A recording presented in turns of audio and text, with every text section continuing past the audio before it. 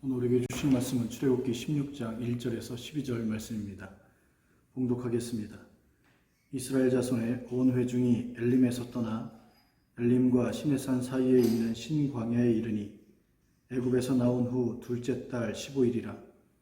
이스라엘 자손 온 회중이 그 광야에서 모세와 아론을 원망하여 이스라엘 자손이 그들에게 이르되 우리가 애굽 땅에서 고기 가마 곁에 앉아 있던 때와 떡을 배불리 먹던 때에 여호와의 손에 죽었더라면 좋았을 것을 너희가 이 광야로 우리를 인도해내어 이 온 회중이 줄여 죽게 하는도다. 그때 여호와께서 모세에게 이르시되 보라, 내가 너희를 위하여 하늘에서 양식을 비같이 내리리니 백성이 나가서 일용할 것을 날마다 거둘 것이라. 이같이 하여 그들이 내 율법을 준행하나 아니하나 내가 시험하리라. 여섯째 날에는 그들이 그 거둔 것을 준비할지니 날마다 거두던 것에 갑절이 되리라. 모세와 아론이 온 이스라엘 자손에게 이르되 저녁이 되면 너희가 여호와께서 너희를 애굽 땅에서 인도하여 내셨음을 알 것이요 아침에는 너희가 여호와의 영광을 보리니 이는 여호와께서 너희가 자기를 향하여 원망함을 들으셨음이라. 우리가 누구이기에 너희가 우리에게 대하여 원망하느냐. 모세가 또 이르되 여호와께서 저녁에는 너희에게 고기를 주어 먹이시고 아침에는 떡으로 배불리시리니 이는 여호와께서 자기를 향하여 너희가 원망하는 그 말을 들으셨음이라. 우리가 누구냐. 너희의 원망은 우리를 향하여 함이 아니요 여호와를 향하여 함이로다. 모세가 또 아론에게 이르되 이스라엘 자손의 온 회중에게 말하기를 여호와께서 가까이 나아오라. 여호와께서 너희의 원망함을 들으셨느니라 하고 아론이 이스라엘 자손의 온 회중에게 말하매 그들이 광야를 바라보니 여호와의 영광이 구름 속에 나타나더라. 여호와께서 모세에게 말씀하여 이르시되 내가 이스라엘 자손의 원망함을 들었노라. 그들에게 말하여 이르기를 너희가 해질 때에는 고기를 먹고 아침에는 떡으로 배부르리니 내가 여호와 너희의 하나님인 줄 알리라 하라 하시니라. 아멘. 오늘은 모세와 아론을 향한 원망 그러나라고 하는 제목으로 함께 은혜를 나누고자 합니다. 이스라엘은 홍해를 안전하게 건넌 것과 뒤쫓아오던 애국 군대가 수장되는 것을 보면서 춤추고 노래하지만 쓴물 즉 마라를 만남으로 원망하게 됩니다. 이때 하나님은 쓴물을 단물로 바꾸어 주시고 또한 엘림이라고 하는 물샘 10돌과 종려나무 70주가 있는 오아시스로 인도해 주십니다. 그리고 이제 그 엘림을 떠나 신광야에 이르렀을 때 이스라엘 백성들은 다시금 원망하게 됩니다. 그 원망의 내용이 무엇입니까? 3절에 보면 애굽 땅에서 고기 가마 곁에 앉았던 때와 떡을 배불리 먹던 때라고 언급하고 있습니다. 이것은 애굽에선 떡과 고기를 배불리 먹었지만 이젠 그 떡과 고기를 먹지 못해서 결국 힘이 빠지니 약속의 땅으로 더 이상 행군할 수 없다는 것을 의미합니다. 그런데 뒤돌아보면 430년간 이스라엘은 애굽의 노예로 살았기 때문에 사실 애굽에서 떡과 고기를 배불리 먹지는 못했던 것입니다. 오히려 애굽에서 10가지 재앙을 경험했고 홍해 도화 사건을 경험했고 쓴물이 단물로 바뀌었으며 또한 물샘 10돌과 종려나무 70그루가 있는 엘림으로 인도함을 받는 놀라운 경험을 했던 이스라엘. 그 은혜에 감사하지 못하고 눈앞에 먹을 게 없다는 이유로 왜 우리를 죽이지 않고 살렸냐라고 원망하는 모습을 보이게 됩니다. 이에 하나님은 12절에 만나와 메추라기를 내려주사 배불리 먹게 하겠다라고 약속해 주십니다. 여기서 우리는 원망이 얼마나 무서운 죄성인지를 알아야 합니다. 마귀는 하나님의 자녀들이 약속의 땅을 향해 진군할 때 이를 가만히 두지 않고 불화살로 공격하게 됩니다. 불화살은 인간의 지성을 공격하는 것으로 불화살을 쏘는 것은 상처를 입히려는 것이 아니라 불이 번져서 전부를 태우고자 하는 것이 목적입니다. 이 불화살에 맞게 되면 의심이라고 하는 그 불신앙이 시작되게 됩니다. 그러면 긴 게 아닌 것 같고 아닌데 긴 것 같아서 결국 헷갈리게 되는 것이죠. 이것이 미혹인 것입니다. 그러면 가야 할 곳이 어딘지를 헷갈려서 결국 가지 못하게 되는 것입니다. 하나님은 아담과 하와에게 동산 중앙에 있는 선악과를 먹지 말라라고 분명히 말씀해 주셨습니다.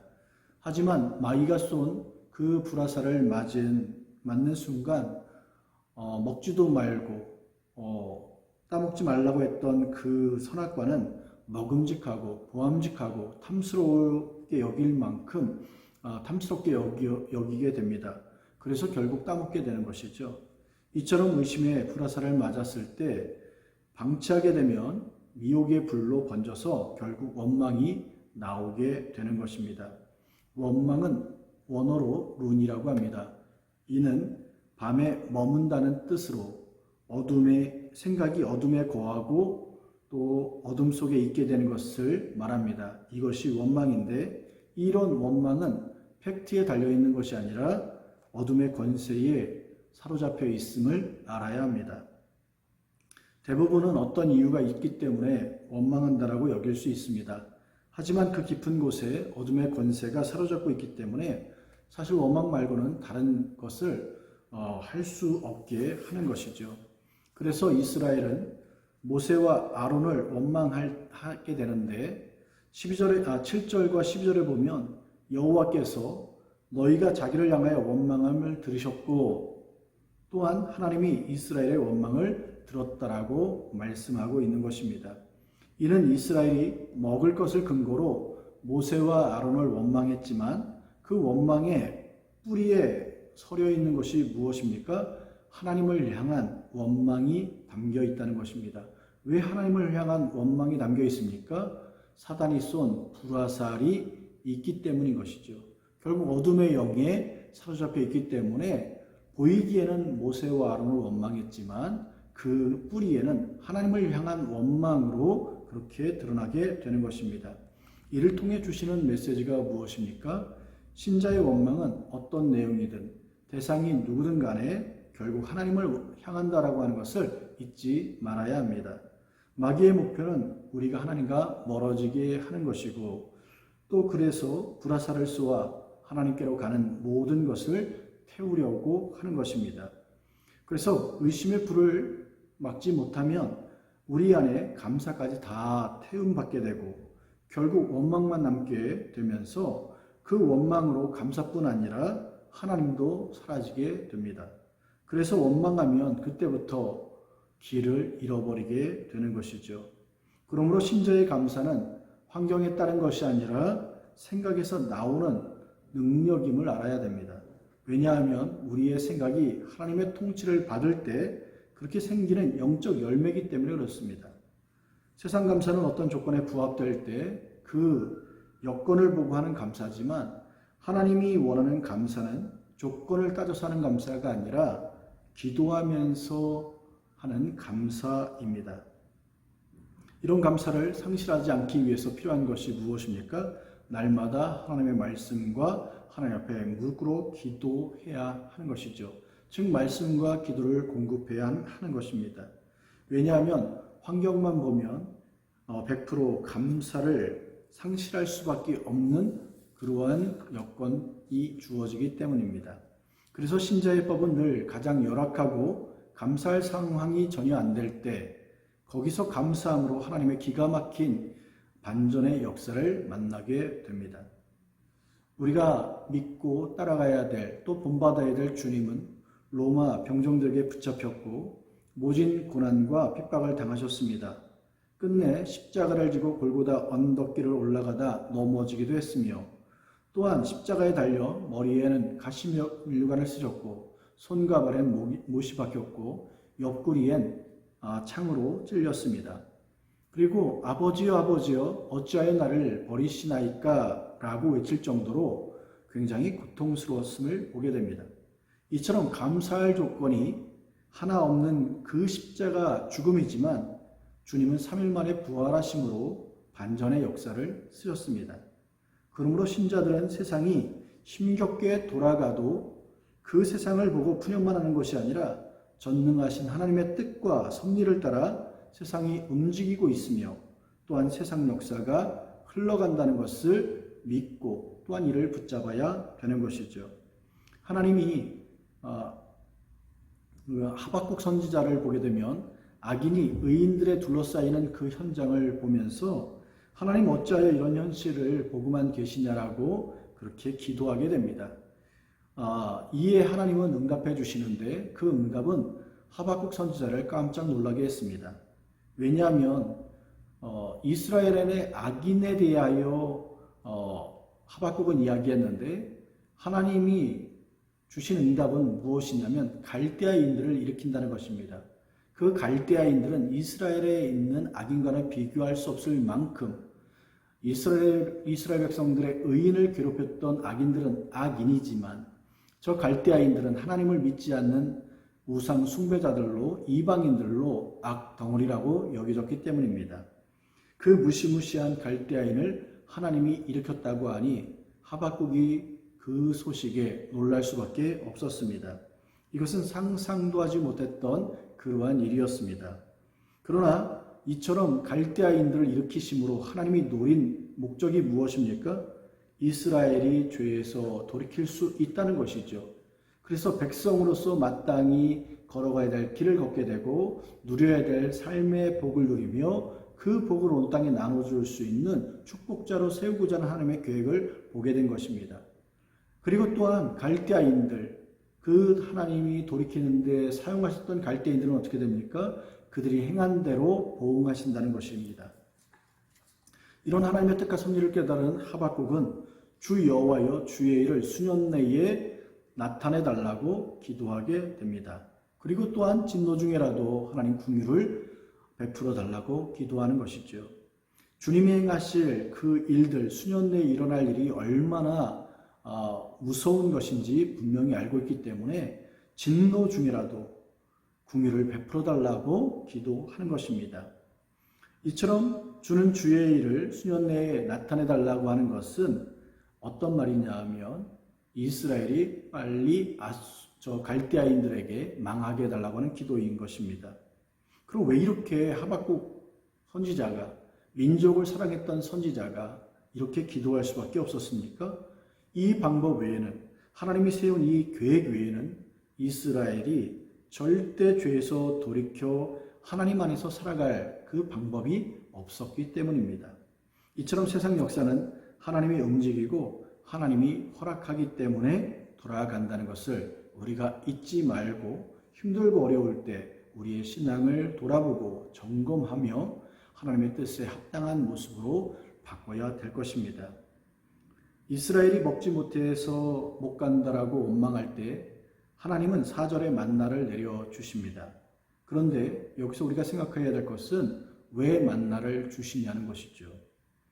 배고프니까 많이 먹으라는 것이 아니라 바로 시험하기 위함이라고 기록되어져 있습니다.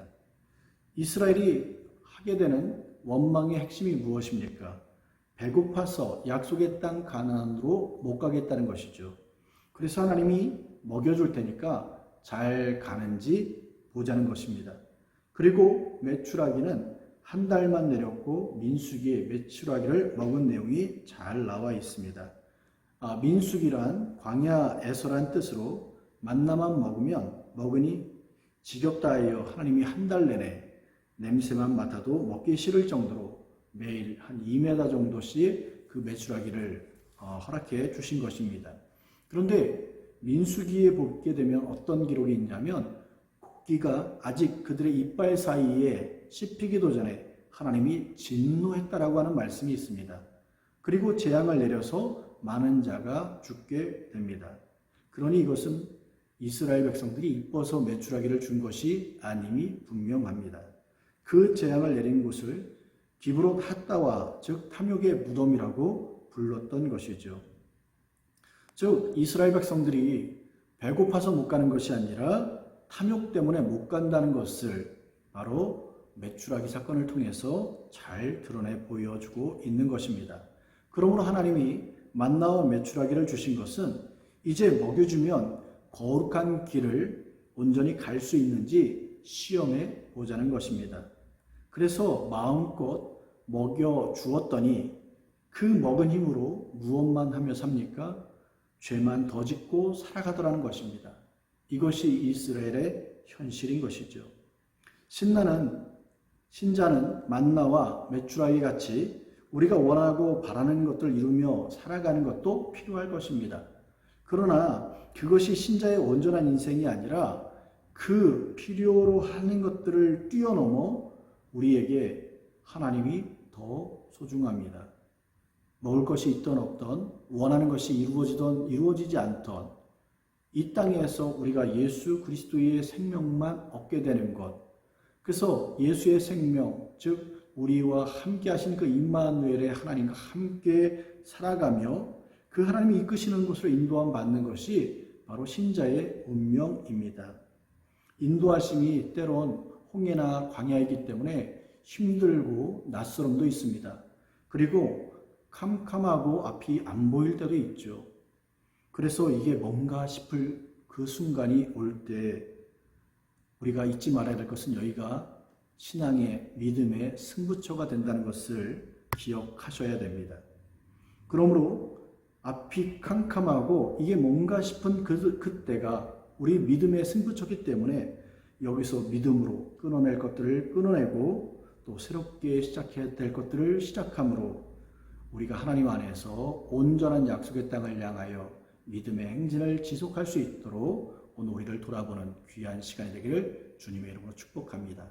하나님이 우리를 쓴물을 단물로 바꾸신 것처럼 엘림으로 이끄신 것처럼 때로는 우리의 그 원하는 것들을 이루어 주시는 그 모습들 결국은 하나님과 함께 동행함의 그 목적이 있음을 기억하시고 하나님 보시기에 부끄럽지 않은 하나님 보시기에 합당한 복된 삶을 살아감으로 귀한 승리가 있기를 주님의 이름으로 축복합니다. 기도하겠습니다. 하나님 아버지 감사합니다. 우리가 이 땅을 살아가면서 이런저런 환경과 여건 때문에 우리는 원망하게 됩니다. 주어진 삶의 자리가 힘들다고 원망하고 왜 나만 이런 일을 경험해야 되냐라고 겪어야 되냐라고 원망하게 됩니다. 그러나 신자에게 그 모든 일들은 우연히 주어진 것이 아니라 하나님의 뜻하심이 있기에 섭리가 있게 주어진 줄 믿사오니 우리가 원망하기 이전에 하나님의 뜻을 구하고 섭리가 이루어질 수 있도록 우리가 하나님 앞에 엎드릴 수 있는 그 믿음을 도하여 주옵소서.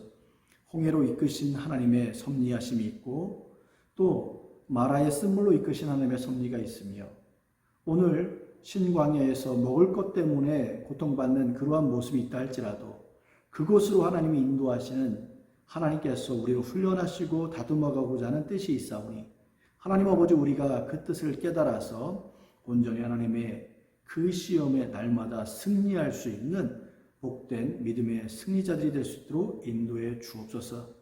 우리 손에 주어진 것으로 기뻐하기보다 우리 마음에 함께 하신 주님, 우리와 함께 하신 그 주님으로 기뻐할 수 있는 진정한 하나님의 군사들 되게 도와 주옵소서.